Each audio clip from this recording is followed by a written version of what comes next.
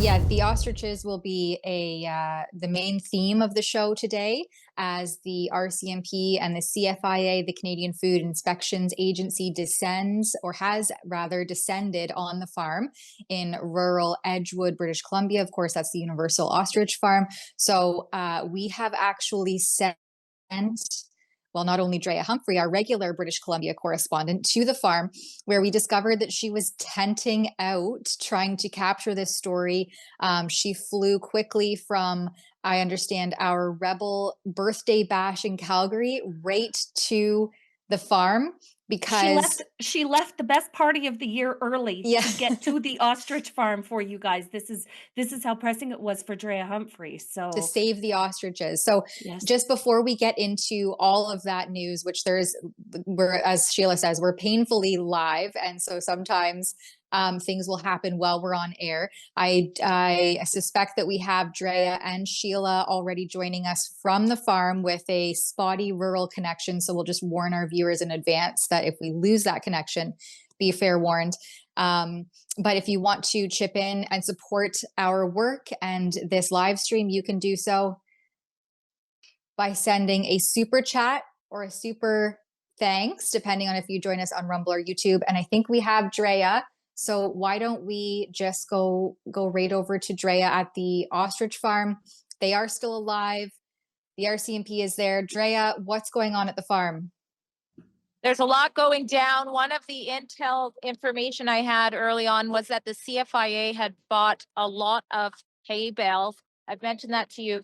We're hearing that at the edge of where you would drive into the farm, there is hay bales in that area. So we believe they're coming by. Behind me, the farmers, I'm being told, are kind of trying to have their last words, last loves, last hugs, last pecks with the birds, as they've been told they will be arrested if they don't get out of the pens. We're also hearing a company called Super Save has their fences down the road. So it sounds as though they're going to try to herd, these fast, heavy ostriches into a zone and maybe surround them with hay bales. And we know from the truck that they tried to hire before the scissor lift, they would most likely, this is guessing based on what I'm researching from how they do it in Africa. Yes, I'll get to that. Thank you. Yes, I'm aware. Just give me a sec. Perfect. Yeah, lots of stuff happening at once here. So I imagine their plan anyway is to go above and shoot down and kill these ostriches. However, the farm, their supporters, podcasters, and of course Rebel News, with breaking some of the companies involved as well, have been relentless at warning these companies, don't be a part of this. Are you aware of how controversial it is? So right now they're all on the phones calling Super Safe right now, trying to see if they can get a last minute call off. I'll remind you that Clearway car and truck rentals, after we broke their vehicles were being rented, they demanded, sent a legal letter, got their cars back. Yesterday's hero was Sunbeam. I'm talking about yesterday. I got a lot of people really wanting this information out, but I'm going to get it out right. Yesterday's hero was Sunbeam, and they called their trucks off that were right up here and said, nope, give him back. Today, we have a new hero who's backed out of the CFIA. So I'm going to invite Mike Quigley, who's just been so excited to talk about it. We have a new hero today, and it's Recon Rentals. They were seen in Vernon with their scissor lift, and their scissor lift has definitely been retracted and not used. They are our today's hero. They need these scissor lifts, and for whatever given reason, they also have retracted and indicated that they had nothing to do with this. There's no way in the world would they have any of their equipment, and that is our hero of the day.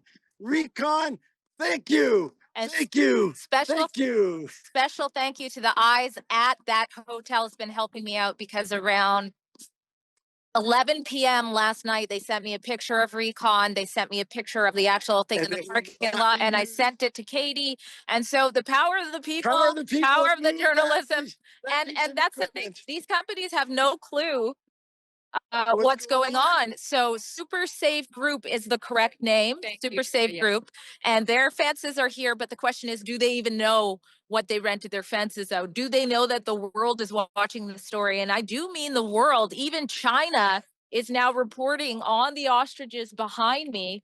We already know that Holland is as well. And of course, we know the Americans. And I haven't been watching TV, so I imagine it's far more.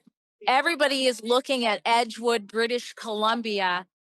You've got so much resources. Hopefully, you guys can still see me. But here's the police over here. So Drea, the police, some people are not happy with them. The police have warded just off half of the farm. Is that what we can gather from the warrant that they've executed? So it's not the RCMP's warrant. It's actually the CFIA's warrant under the Animal Health Act, I believe. An act with similar words to that. So that is who has jurisdiction of this part. The farm is owned by two people. So on this side, you have Karen Esperson, and on this side where the animals are, her partner, Dave Bolinski. So 20 acres is all under their jurisdiction. The farmers are still in there. They're trying to figure out, is it worth us to come out? Will that just speed up the slaughter? And remember, their lawyer, Omar Sheikh, we're told, is still trying to work on something, some last minute intervention in Supreme Court. I know last night he requested photos, from Rebel News, if we had any. He wanted to show, how this is really an emergency situation and a judge needs to make a situation immediately. So he wanted to know how many police officers were there, how many protesters were there. And so it's really down to the wire, but they're having these delays that are in fact slowing things down.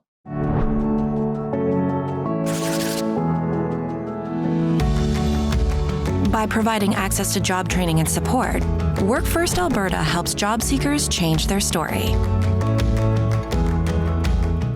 Is there anything you can tell us about what they're like? These are 400 massive birds. It doesn't sound like, however they're going to go about this, it's going to be an easy feat if they end up succeeding, which it sounds like is imminent, but we just don't know when. Sorry, you cut out just a little bit there, so I don't know exactly what your question is. 395 birds. We don't know exactly when, but the supporters here are not believing that they're going to die. And you know what? I'm so used to following the facts and logic, but to be honest, I've seen so many miracles on this farm since I've been covering it. Last minute interventions. Maybe there is something special. I interviewed a man, and you probably know this, Tamara. As soon as you take off the camera, they say something so insightful. I don't know if that happens to you, but it happens all the time. And after he said, the saying about ostriches burying their heads in the sand, these ostriches represent Canadians who have been burying their hands in the sand when it comes to government overreach. And now you have a nonpartisan issue that that encompasses all of the things. Big Pharma's wrapped up in here, farming rights is wrapped up in here, threats to our food, property rights. And so now you have Canadians taking their heads out of the sand going, why are you killing healthy birds that, wait a second, could help us fight COVID, could help us fight the avian flu? It doesn't make sense to anyone. So everybody is watching and wondering what's going to happen here. Drea, how are the owners of Universal Ostrich Farm holding up? Because they have been under attack by their own government for months and months and months on end, while the federal government and all of the police resources are readily available. Listen, these guys go off shift, another group of guys come in, but the Universal Ostrich farmers have been abused for the last several months. How are they doing right now? You have a camera? Yeah, that's a very good question. And to be expected, they're a mess. They're a mess. I've been here off and on for months, and I've seen them. One always ask Katie is, how do you have a smile on your face? How do you look so strong? And she always says, we're crying behind closed doors and things. And I've seen that too. but they're a mess. There's no smiles happening. They're terrified of what's about to happen to their birds. They're horrified that it's gotten this far, especially after having so many wins. They're not doing good. None of them are doing good. And the birds are not doing good.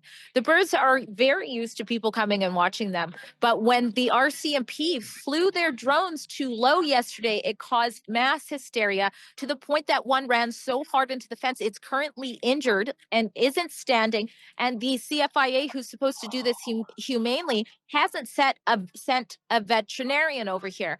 So there's so much going on at once, and they're devastated that they can't simply just keep feeding and caring for their animals until the last second. Why does the state have to stop them from doing it? What is humane about that? It's absolutely nothing. Yeah, that is an absolute travesty what's happening on that farm. But hey, other miracles have happened. So I think we'll all remain hopeful that the ostriches prevail. And if you want to follow Drea's journey and Sheila's journey yesterday, where she took 2 ferries. I don't even know how many hours it ended up taking her to get there, Drea. Can you give us that information?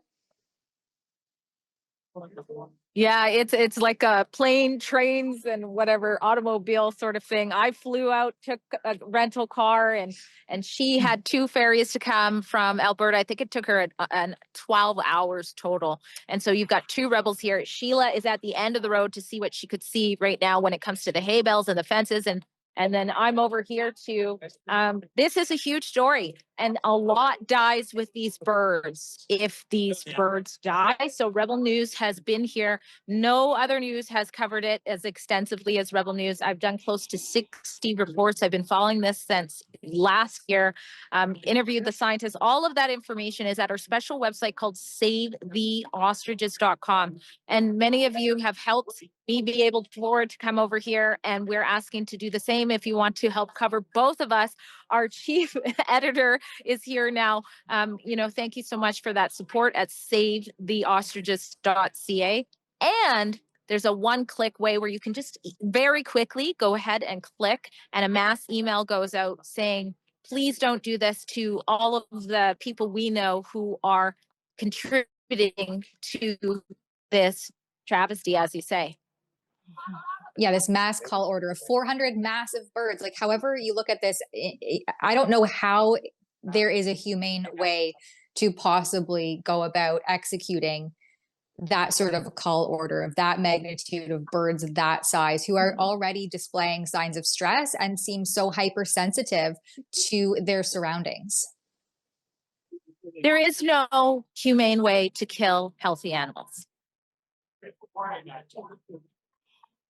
It is so tragic what's happening there. Well, thanks, Drea. Let us know if there's any updates while we're live here for the next 45 minutes or so, and maybe we can call you back on if there's any breaking news.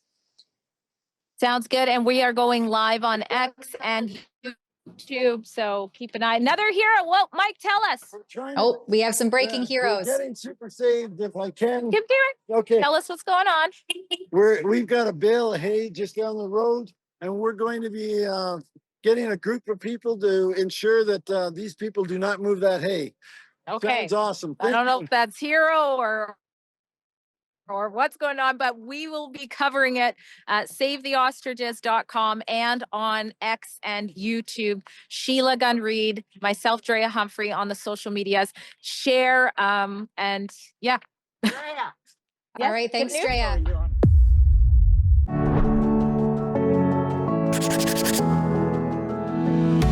By connecting job seekers to work simulation and training, Work First Alberta helps people change their story.